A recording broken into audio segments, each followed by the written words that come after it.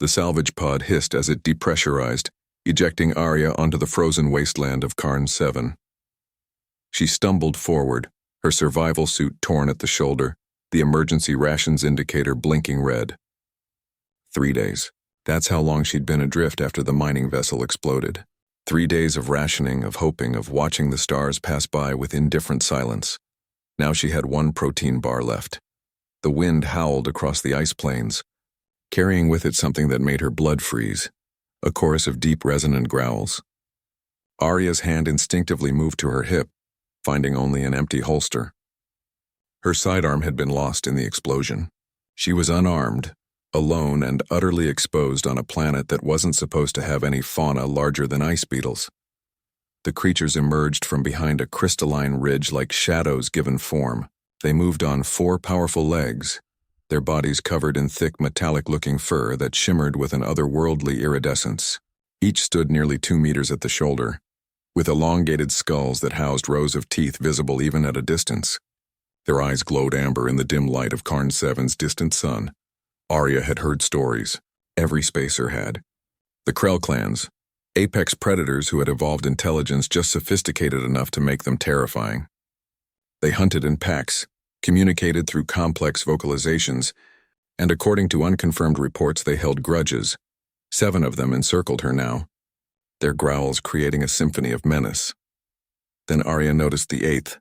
It limped behind the others, smaller than its packmates, one of its hind legs clearly injured. The other Krell snapped at it occasionally, driving it to the back of the formation. A runt, an outcast even among its own.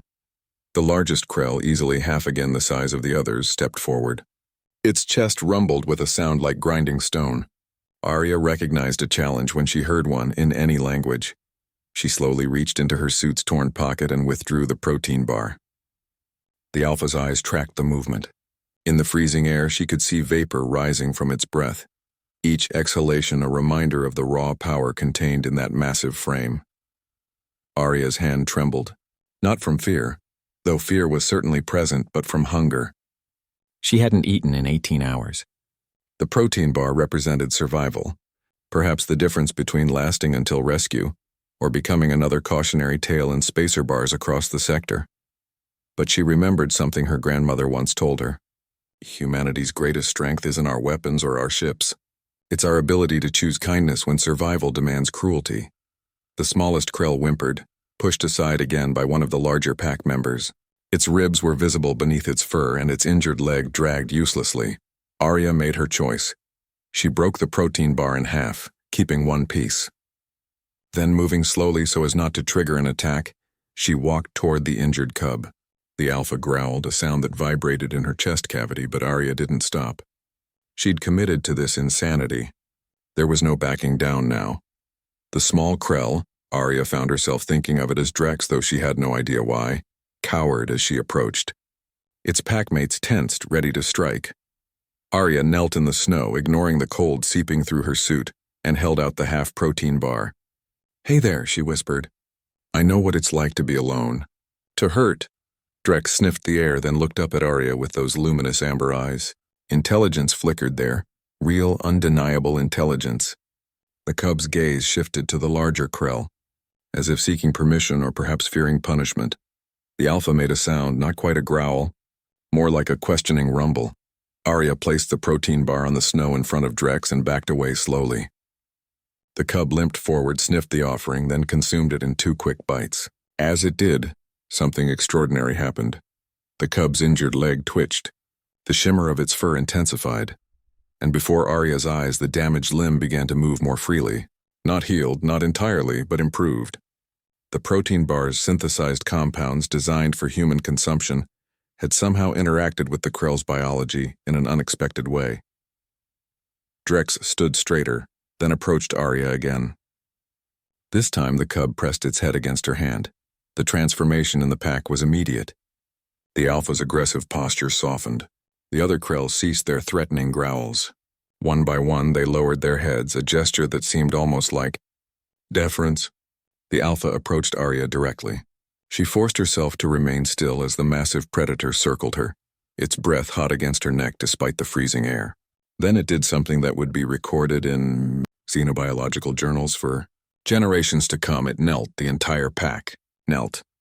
Through her suit's translator, damaged but still partially functional, Arya caught fragments of their vocalizations. And shared, weakest, honor, human pack bond. Over the following hours, as Karn Seven's sun traced its arc across the sky, Arya learned that the Krell understood sacrifice better than any human scholar had realized. In their culture, food was power, and to give food to the weakest member of a clan, especially when one was starving, was the highest form of honor. It spoke of strength, of abundance, of a leader who elevated rather than dominated. By sharing her last meal with Drex, Arya had unknowingly performed their most sacred ritual. When the rescue ship arrived 2 days later, they found Arya surrounded by the Krell pack, warm and protected. She had eaten her remaining half-protein bar that first night, but the Krell had hunted for her, bringing kills and standing guard while she slept. As Arya boarded the rescue vessel, Drex, fully healed now, standing tall, howled. The pack joined in, a sound that echoed across the ice plains. In their language of growls and harmonics, they sang of the human who chose kindness, who saw worth in the worthless, who gave when she had nothing to give. The Krell clan of the Crystal Ridge had sworn eternal fealty to Arya. But more than that, they had given humanity something far more valuable. Proof that compassion could bridge even the vast gulf between species. That a single act of kindness could echo across the stars. Arya looked back at Drex one last time and smiled. She had come to Karn 7 with nothing and left with everything that truly mattered, the knowledge that sometimes the smallest gesture creates the greatest bonds.